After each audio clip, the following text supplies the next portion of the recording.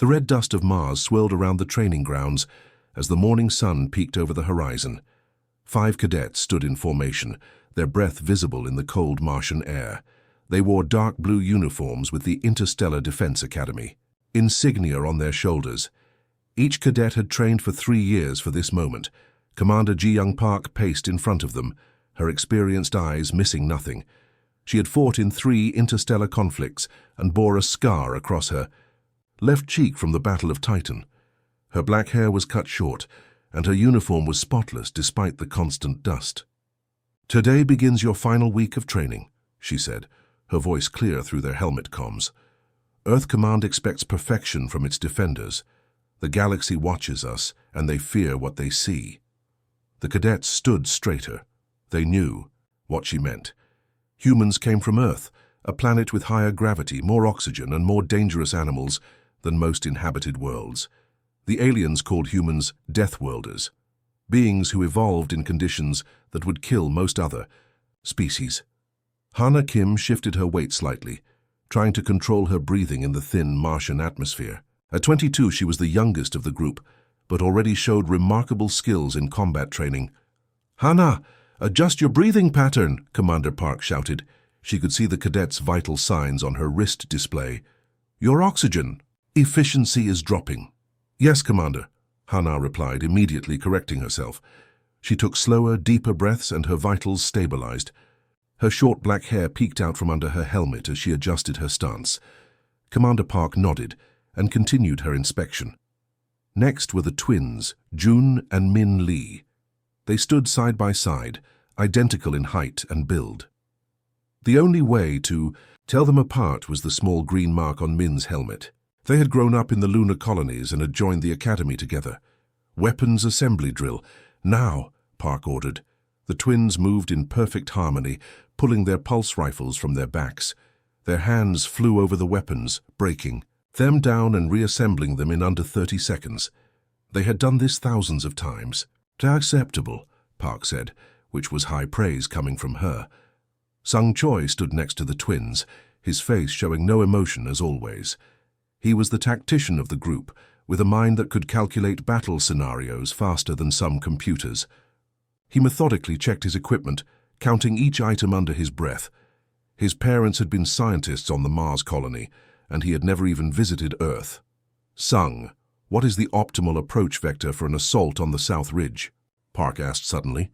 Without hesitation, Sung replied, "Northwest to southeast, Commander. Using the canyon shadows for cover, and approaching at 4:23 hours when the guard rotation typically occurs." Park nodded. This was why Sung was here. His mind was a weapon as deadly as any rifle. Last in line was Jin Park, no relation to the commander. Jin was taller than the others and had the strongest physical scores in Academy history. He had just finished a 10-kilometer endurance run across the Martian landscape and showed barely elevated vital signs. He had grown up an orphan in the harsh Ganymede colonies after his parents died in an oxygen failure. Life there had made him tough. "Jin, your time was 2 minutes slower than yesterday," Park noted. "Won't happen again, Commander," Jin replied, his voice steady. "See that it doesn't," she said. "Tomorrow's final qualification exercise begins at 0600. It will determine if you're ready for active duty. We'll be simulating a first contact scenario with potential hostiles. I expect nothing but excellence." The cadets saluted as one, their movements precise and practiced. As Commander Park dismissed them to their individual training stations, none of them knew what was happening far above Mars. 50,000 kilometers away, in the darkness of space, the advanced scouts of the Khazrek Empire silently entered the solar system. Their ships were massive, black structures that absorbed light rather than reflected it. Inside, the insect-like Khazrek warriors chittered in excitement. The Supreme. Commander of the fleet, a massive creature with 4 arms and compound eyes, studied the holographic display of the human solar system. His mandibles clicked as he spoke to his officers. "The humans do not know we have found this approach vector," he said. "Their main fleets guard the jump points near Jupiter and Saturn. This path through the asteroid belt has left us undetected. His Second-in-command pointed a clawed hand at the red planet. Our sensors detect a small facility on Mars. Military training grounds, but minimal defenses. The Supreme Commander's compound eyes glittered. Perfect. We will observe this facility. First, learn their weaknesses before we strike at Earth. He didn't know that the facility held 5 of the most promising human cadets in the Defense Force, or that what the Khazrek would soon witness would change the course of the coming invasion. As night fell on Mars, the cadets prepared for their evening meal, laughing and joking in their barracks. Above them, invisible and silent, alien eyes began to watch. The red sun rose over the Martian landscape as the cadets began their morning exercise. The training field was quiet except for their steady breathing and the occasional command from Ji-Young Park. All seemed normal, but that would soon change. Commander Park's wrist device suddenly flashed red. She stepped away from the cadets, her face growing serious as she read the emergency message. The Academy's AI spoke directly into her ear. Emergency protocol activated. Unidentified vessels detected in Martian orbit. Signature matches Khazrek Empire fleet configurations. Park's heart raced. The Khazrek were known throughout the galaxy as merciless conquerors. They had destroyed 3 colony worlds in the past year alone, and now they were here, just above Mars. Status of defense fleet? She asked quietly. All major defense forces are deployed to the Jupiter conflict zone. Nearest reinforcements are 4 days away, the AI replied. Park looked at her 5 cadets. They were still training, unaware of the danger above them. They were just students, not yet full soldiers. But they were also all she had. She opened the general channel. All non-essential Academy personnel evacuate immediately to underground bunkers. This is not a drill. The few maintenance workers and support staff quickly headed for the shelters. The cadets stopped their exercises and looked to Commander Park for instructions. She walked toward them, her steps steady despite the fear she felt. Cadets, we have a situation. The Khazrek invasion fleet has been detected in orbit.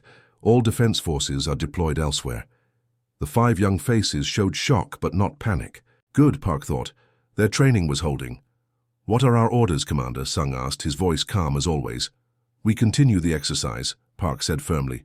But be advised, we're now an active observation post. Our job is to monitor enemy movements and relay information to Earth Command. Hana Kim glanced at her teammates, her dark eyes serious. So we're bait? We're the only ones here, Jin replied, before the commander could answer. He was already checking his ammunition, with steady hands. Someone has to watch them. Commander Park nodded. Exactly.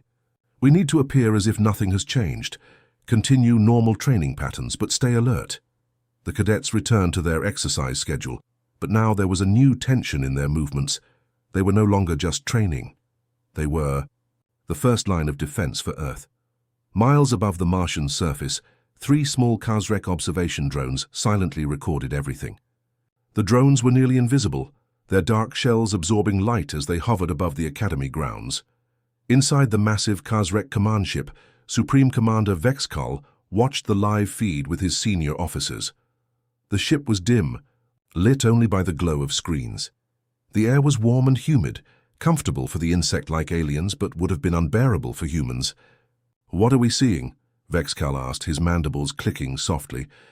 A training facility, his intelligence officer replied. 5 human warriors and 1 commander. On the screen, June and Min Lee were lifting heavy equipment as part of their strength training. They easily carried metal containers that weighed 200 pounds each, standard for Earth gravity training, but extraordinary in Martian gravity. They carry these weights without effort, one officer noted, his compound eyes reflecting the screen's light. Such strength would crush our warriors. They must be using hidden technology, another suggested. No, the intelligence officer said. Our scans detect no exoskeletons or enhancement devices. The footage shifted to show Sung Choi practicing combat maneuvers in the canyon. He moved with perfect precision, taking down 3 training drones in seconds.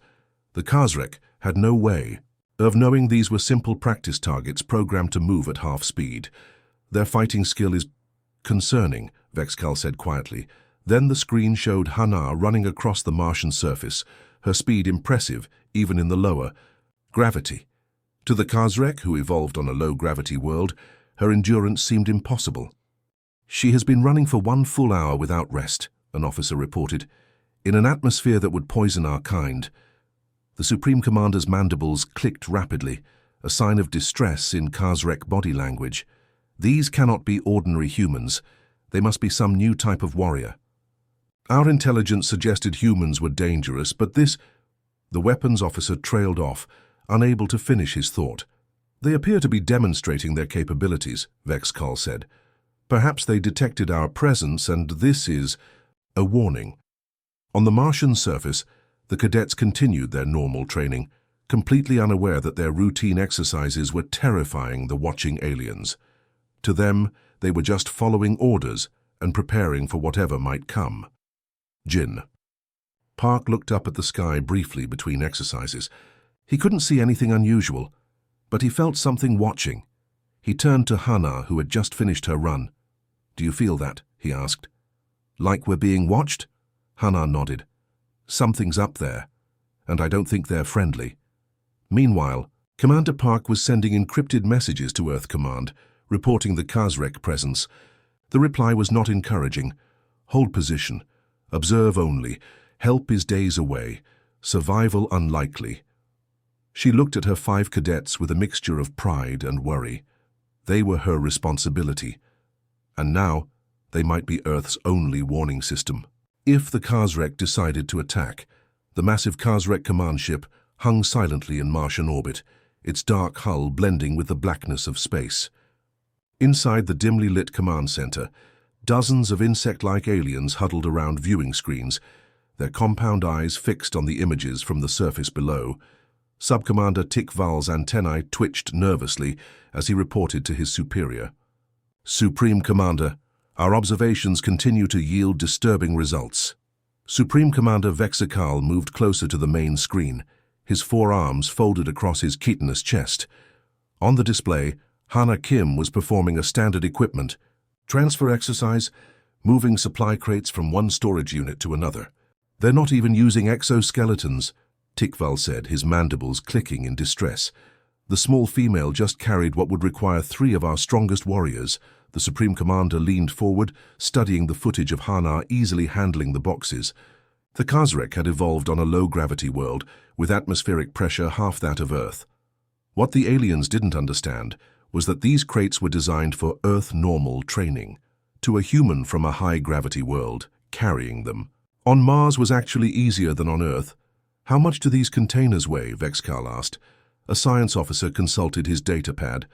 "Our scans indicate approximately 93 kilograms each." The command room filled with the clicking sound of distressed mandibles. For a Khazrek, such weight would crush their exoskeleton. "Play the next recording," Vexkal ordered. The screen shifted to show the cadets during a break period. They sat, in a circle, drinking water and talking. One by one, they removed their helmets, revealing sweaty faces and smiles as they joked with each other. "And observe, they breathe the toxic atmosphere without protection," the science officer noted, his voice rising in pitch. What the Khazrek didn't know was that this part of Mars had been terraformed to Earth standards years ago. The cadets were simply breathing normal air, but to the Khazrek, whose respiratory systems would fail in Earth-like conditions, it seemed impossible. The footage continued, showing the cadets laughing at something Jin had said. Their casual demeanor during such physically demanding training struck the alien observers as deeply unsettling. "Most disturbing," the Supreme Commander hissed, "they appear to be enjoying these demonstrations of power." Vexkal turned away from the screen, pacing the command floor. His officers watched him nervously. "Supreme Commander, what are your orders?" Tikval asked. Vexkal stopped pacing. "Continue observation. Send more drones. I want to know everything about these warriors before we decide our next move." On the Martian surface, the afternoon training session was underway. The twins, Jun and Min, were practicing combat maneuvers, while Sung calculated optimal firing positions. Hana was checking their equipment, and Jin stood watch, scanning the horizon. Jin squinted at the sky, noticing something odd. There was a slight shimmer in the air, like heat waves, but more regular in pattern. He'd seen something similar during stealth technology demonstrations at the academy. He walked casually over to Commander Park, who was monitoring the twins' progress. "Commander," he said quietly, "I think we're being watched." Park didn't change, her expression or look up. "What have you seen?" "Atmospheric disturbance patterns consistent with cloaked observation drones. 3 o'clock position, high altitude." Commander Park nodded slightly. She had suspected as much since receiving the alert about the Kazrek fleet. Their enemies were studying them, trying to assess Earth's defenses by watching the cadets. "Maintain exercise protocols," she said calmly. "But prepare for possible contact." Jin gave a small nod and returned to his position. As he passed the others, he whispered the warning to each of them. Their training continued without pause, but now there was a new awareness in their movements. Hana completed her equipment check and moved to Sung's position. "How many do you think are up there?" she asked quietly while pretending to examine his tactical display. "Based on Jin's description and standard Kazrek observation patterns from our tactical database, I'd estimate between 3 and 5 drones," Sung replied, his voice low, likely feeding directly to their command ship. On the command ship, the Kazrek officers were growing increasingly concerned. The latest drone footage showed the cadets continuing their exercises, but something had changed. "They've detected our observation drones," the intelligence officer reported. "Yet they continue their activities." "They're taunting us," Tikval said, "showing us their capabilities while knowing we're watching." Vexcal's mandibles clicked rapidly. If these are merely their trainees, what must their full warriors be capable of? Back on Mars, Commander Park gathered the cadets for their evening briefing. The sun was setting, casting long shadows across the red landscape. "Our situation has changed," she told them. "Earth Command believes the Kazrek fleet is preparing for a full-scale invasion of the solar system. All defense forces are still engaged elsewhere. We are the only military presence on Mars." "What can 5 cadets do against an invasion fleet?" Min asked. "We observe, we report, and we prepare," Park replied. "The Kazrek are watching us for a reason. They're assessing our strengths and weaknesses. Then let's give them something to think about," Jin suggested. Hana smiled. "You mean show them why humans are called Deathworlders?" Commander Park considered this. "Perhaps. Tomorrow's exercise was supposed to be night operations and survival training. We'll proceed as planned, but with some modifications." The cadets leaned in as Park outlined her strategy. If the Kazrek wanted to watch humans train, they would get a demonstration they wouldn't forget. Above them, invisible in the darkening sky, more Kazrek drones moved into position, their electronic eyes recording everything for increasingly worried Supreme. Commander Night fell quickly on the Martian landscape. The temperature dropped sharply, and stars appeared in the clear sky above the training grounds. Commander Park gathered the 5 cadets around a small tactical display inside their base shelter. "Tomorrow might be too late," she said. "Earth. Command reports the Kazrek fleet is growing. 17 ships now in orbit," Jin whistled. "That's not a scouting party. That's an invasion force." Sung nodded, his face serious. "Standard Kazrek invasion protocol requires 24 to 48 hours of observation before attack. We have until tomorrow night at most." Commander Park pointed to the display showing the night exercise course they had planned. "We'll proceed with night operations as scheduled, but with one addition." She looked at Hana. "You'll implement first contact protocol." Hana's eyes widened. "Me? But that's for diplomatic officers, not cadets." "You scored highest in xenolinguistics," Park reminded her, "and right now you're all I have." The cadets prepared for the night exercise, checking their equipment with practiced efficiency. Their base had limited resources, just 5 tactical suits, basic night vision goggles, and standard training weapons. Nothing special by human, military standards, but they didn't know how the watching aliens would interpret what they saw. As they moved out into the Martian night, the red landscape now turned silver under the stars.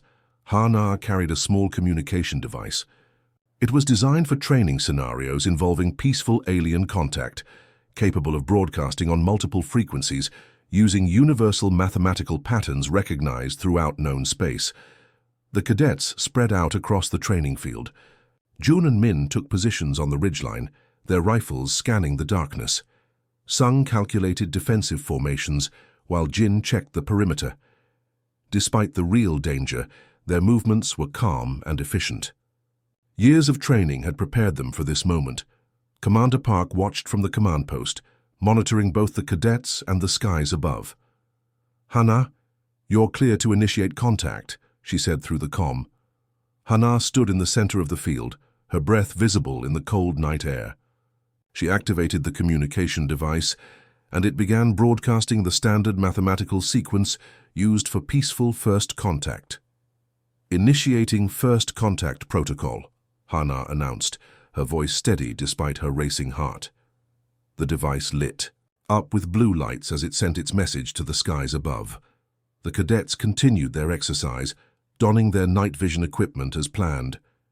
The green-tinted goggles helped them see clearly in the darkness, standard technology for human soldiers for over a century.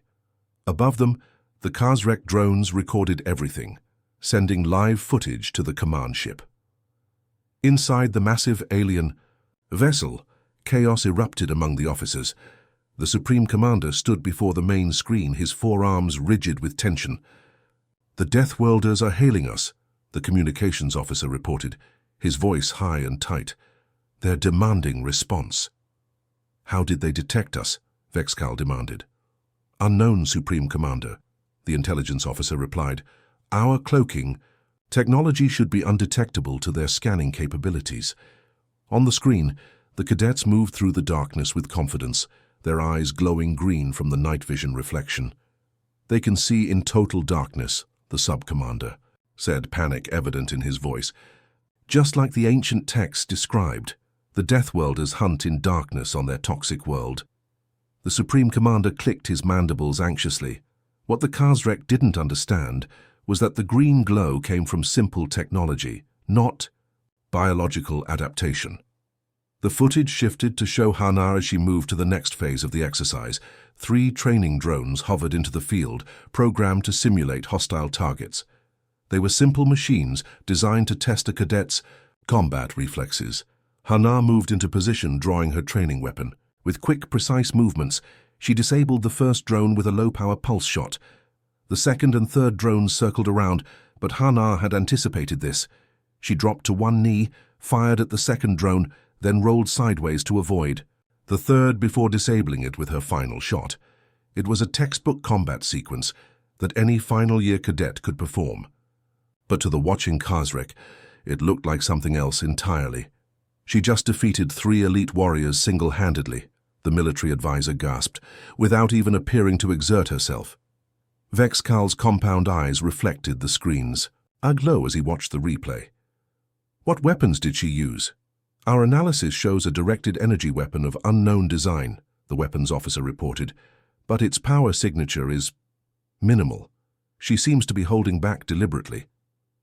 The Supreme Commander turned away from the screen, his decision made. "We cannot win this fight. Not against warriors who can see in darkness and defeat our best so easily." His mandibles trembled. "Prepare surrender protocols." "Supreme Commander," Tikval protested, "we have an invasion fleet, thousands of warriors, and they have 5 trainees who detected us despite our best stealth technology," Vexcal replied. "Imagine what their full military force must be capable of. I will not lead our people to extinction." On the Martian surface, Jin was the first to notice the change in the sky. "Commander, something's happening up there." The cadets stopped their exercise and looked up. One by one, massive shapes appeared against the starry background as the Kazrek ships deactivated their cloaking devices. 17 enormous vessels, each capable of carrying thousands of warriors, slowly arranging themselves in a formation the cadets recognized from their xenopolitical studies. "That's a surrender formation," Sung said in disbelief. Hana's communication device began receiving a signal. Symbols appeared on its small screen, universal indicators of peaceful intent and submission. "They're surrendering," Min asked, his voice cracking slightly. "To us?" Commander Park stared at the sky, her expression a mixture of disbelief and relief. "It appears so." The 5 cadets stood together in the Martian night, watching as the most feared invasion fleet in the galaxy prepared to surrender to 5 humans who were just trying to complete their training exercise. "What do we do now?" Jin asked. "Commander," Park took a deep breath. "Now we accept their surrender and hope Earth Command gets here before they realize we're just cadets." 3 days after the unexpected surrender, the Galactic Concorde diplomatic vessel arrived in Mars orbit. The grand meeting room aboard the vessel was filled with representatives from 12 species. At the center of the room, a large round table glowed with soft blue light. On one side sat the Khazrek delegation, their insect-like forms rigid with tension. Supreme Commander Vexkull's compound eyes constantly darted toward the 5 human cadets who stood at attention behind Commander Park. On the opposite side sat the Galactic Concorde mediator, Ambassador Zoe, a tall, blue-skinned being whose 6 fingers tapped lightly on the table. His large eyes blinked slowly as he reviewed the situation. "Let me understand this correctly," Ambassador Zoe said, his translator converting his musical language into standard galactic speech. "You surrendered to cadets?" The room fell silent. The Khazrek Supreme Commander's antennae twitched nervously as he glanced at the humans. "We witnessed their capabilities," Vexkull replied, mandibles clicking softly. "One female warrior defeated 3 elite guards simultaneously while smiling." Hana tried to keep her expression neutral, suddenly realizing he meant her simple training. Exercise with the practice drones. She wanted to explain, but Commander Park had given strict orders. Say nothing unless directly asked. Ambassador Zoe turned to Commander Park. "Is this accurate, Commander?" Park's face revealed nothing. "My cadets were performing standard training exercises when the Khazrek fleet arrived. We followed first contact protocol as required by regulations." The Earth diplomatic team, who had arrived with the Concorde vessel, exchanged glances. They had been briefed on what happened, but were still struggling to believe it. "The Khazrek Empire has never surrendered in its 300-year history," Ambassador Zoe noted. "Yet you surrendered to 5 cadets and 1 instructor." Supreme Commander Vexkull stood suddenly, his 4 arms gesturing wildly. "You did not. See what we saw. They breathe toxic air. They see in complete darkness. The small female lifted weights that would crush our strongest warriors." Jin coughed to hide a laugh. Zhang stepped on his foot to quiet him. The Earth diplomat, a veteran negotiator named Director Lee, saw an opportunity. "Since the Khazrek Empire has formally surrendered to Earth forces, we have prepared a peace treaty." What followed was the most one-sided negotiation in galactic history. The Khazrek, still terrified by what they had witnessed, agreed to almost everything. They would withdraw from 3 occupied worlds, establish a demilitarized zone between their empire and human space, and pay reparations for previous attacks on human colonies. As Director Lee presented each term, the Khazrek Supreme Commander simply clicked his mandibles and agreed. His eyes never left the 5 cadets. When the formal proceedings ended, Hana approached Commander Park. "Shouldn't we tell them the truth?" she whispered. "About the training drones? About the night vision goggles?" Commander Park shook her head, slightly. "Earth has lost 3 colony worlds to the Khazrek in the past year. Thousands of lives. If their misunderstanding saves thousands more, we keep silent." The peace treaty was signed that day. The Khazrek fleet departed immediately, returning to their territory faster than their engines were designed for. 10 years passed. The 5 cadets became decorated officers, serving in different parts of human space. Hana Kim commanded a patrol vessel protecting the outer colonies. The twins, Jun and Min Lee, served as tactical officers on Earth's flagship. Sung Choi became the youngest strategy director at Earth Command. Jin Park led Special Forces missions along the borders of human territory, but every year they returned to Mars. On the anniversary of the surrender, they ran the exact same training exercise in the exact same location. They lifted the same weights, practiced the same combat moves, and used the same night vision equipment. What they didn't know was that their annual ritual had become famous throughout the galaxy. Alien tourists paid small fortunes to observe. From a safe distance, as the 5 who defeated an empire demonstrated their terrifying human abilities. The Khazrek Empire never violated the peace treaty. In fact, They established a protected zone around Mars, forbidding any of their ships from approaching within 1 million kilometers.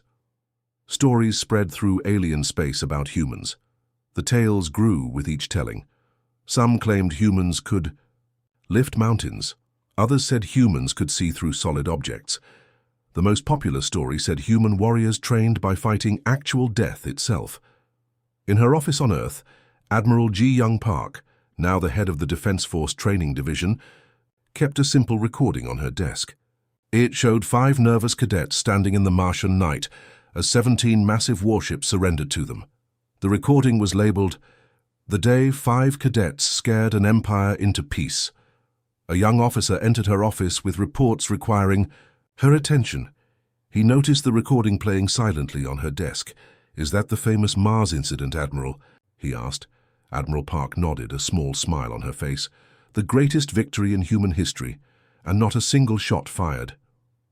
They say the Khazrek still tell their children to behave or the humans will come," the young officer said. "Admiral." Park's smile widened. "Sometimes being misunderstood is the greatest advantage of all." She signed the reports and looked out her window at the Earth below. For 10 years, the galaxy had treated humans with new respect. All because 5 cadets had been in the right place at the right time, and an alien empire had seen exactly what they feared most. The end.